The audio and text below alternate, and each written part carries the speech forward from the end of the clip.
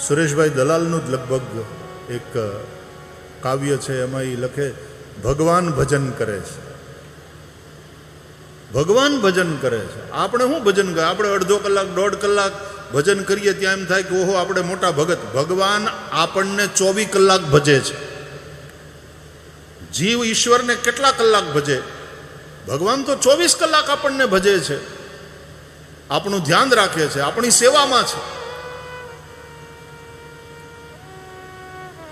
છોકરું હોઈ જાય, માં એને ખવડાવી દે, ધવડાવી દે, હાલરડા ગાય અને હુવડાવી દે, તો માં તો પાછું કામે લાગી જાય, એ તો કામ કરતી હોય. એમ ભગવાન એ સતત આપણને ભજે છે.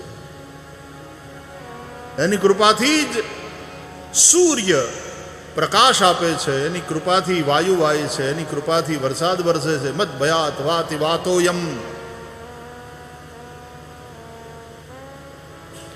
સૂર્યસ્તપતિ મત ભયાત. આ ભયને કારણે સૌ પોતપોતાના કર્તવ્યમાં સક્રિય છે.